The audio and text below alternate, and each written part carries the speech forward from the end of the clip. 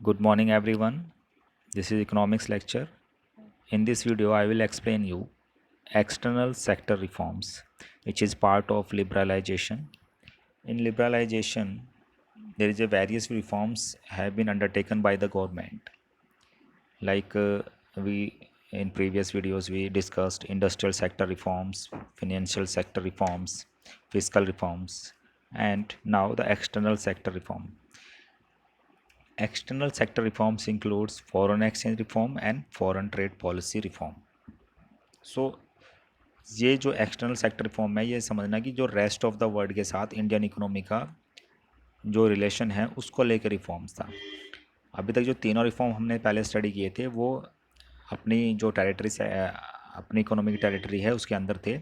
अब ये जो बाकी इंटरनेशनल ट्रेड होता है या कुछ भी रिलेशन होता है related to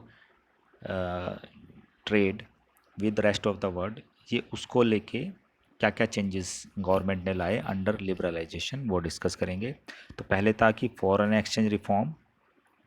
foreign exchange reforms related है फॉरेन एक्सचेंज से, मतलब फॉरेन करेंसी का एक्सचेंज जब इंडियन करेंसी के साथ होता है तो उसमें क्या चेंजेस लाए। पहले हम अपनी करेंसी को डिवैल्यूएशन करने से घबराते थे, क्योंकि डिवैल्यूएशन क्या होता है? डिवैल्यूएशन होता है इससे वैल्यू ऑफ करेंसी जो होती है वो गवर्नमेंट डेलिब्रेटली रिड्यूस कर देती है। मतलब डोमेस्टिक करेंसी जो हमारी अब खुद की करेंसी है लाइक रुपीज़, उसकी वैल्यू को जब गवर्नमेंट डेलिब्रेटली रिड्यूस कर देती है और उससे जो एक्सचेंज रेट है वो रेज हो जाता है। मतलब उसके बदले जो डॉलर के बदले जो रुपीज़ एक्सचेंज होगा वो ज़्यादा होगा, तो रेज हो जाएगा। नाउ अब डिवैल्यूशन से बेनिफिट क्या मिला एक्सटर्नल सेक्टर को? डिवैल्यूशन implies lowering the value of our currency in relation to other currencies of the world। ये डिवैल्यूशन डेफिनेशन हो गई। कॉन्सिक्वेंटली इससे क्या बेनिफिट हुआ? यूएस डॉलर और इंग्लिश पाउंड, एक एग्जांपल लेते हैं डॉलर का या इंग्लिश पाउंड का, can be exchange for more rupees then before. अब अगर हम ये देखें जो हमने मैक्रो इकोनॉमिक्स में पढ़ा है कि जब डिवैल्यूशन होता है उससे फॉरेन करेंसी का जो एक्सचेंज रेट होता है वो इंक्रीज़ हो जाता है, वो होगा। अब ये क्या इम्प्लाई करेगा? इम्प्लाई डेट यूएस डॉलर और English pound can be more goods in the Indian market. तो ये अब क्या कर सकती हैं? They will take the more goods in the Indian market. उससे क्या बेनिफिट होगा कि ज़्यादा ट्रेडिंग होनी स्टार्ट होगी रेस्ट ऑफ द वर्ल्ड की with India. This expected to increase the supply of foreign exchange into the Indian economy, और हमारे यहाँ फॉरेन एक्सचेंज इंक्रीज हो जाएगा। अब बात करें कि भाई क्यों होगी ज़्यादा ट्रेडिंग इंडिया के साथ? क्योंकि अब जो इंडियन गुड है वो ज़्यादा सस्ता या चीप पड़ेगा जो फॉरेन ट्रेडर्स हैं उनको as compare to other country.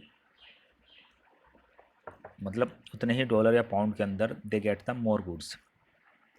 Now come to the next one, that is foreign trade policy reform. Foreign trade policy reforms underwent a substantial change in the wake of liberalisation.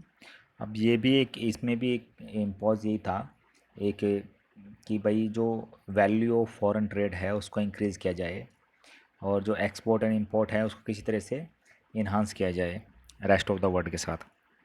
तो tariff restriction have been considerably moderated. जो tariff restriction थी उनको कम किया गया, और institute of policy of protection to domestic industry, जो पहले ही कह रहे थे भाई हमें डोमेस्टिक इंडस्ट्री को प्रोटेक्ट करना है ना, उसको छोड़ के ये माना गया कि अगर वो जो डोमेस्टिक इंडस्ट्री है अगर वो एक अपने पैरों पे खड़ी हो सकती है, सरवाइव कर सकती है और वो फिट बैठ सकती है, तो उसको भी अपॉर्चुनिटी मिलेगी बाहर जाके रेस्ट ऑफ द वर्ल्ड में अपने गुड्स को सेल करने की।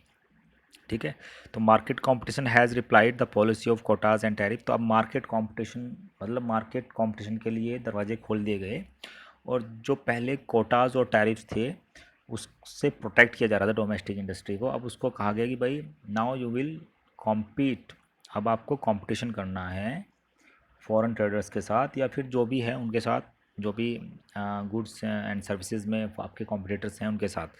Now there is no quotas and no tariffs to protect you from the rest of the world. So इससे बेनिफिट क्या हुआ? Efficiency is the benchmark of growth, not simply expansion.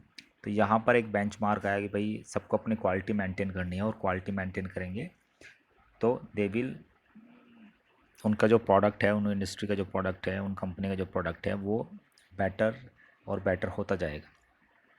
तो इसमें साइलेंट फीचर्स क्या थे वो डिस्कस कर लेते हैं एक बार। Import quotas have been abolished, import licensing has been abolished, import licence हटा दिया गया, इंपोर्ट कोटाज हटा लिया गया। देयर इज़ ए मॉडरेशन, मतलब रिडक्शन कर दिया गया इंपोर्ट ड्यूटी, और जिससे इन्हांस हुआ competitiveness in the domestic market. Domestic market में कंपटीशन इंक्रीज हुआ क्योंकि नंबर ऑफ़ कंपनीज बहुत ज़्यादा आ गई।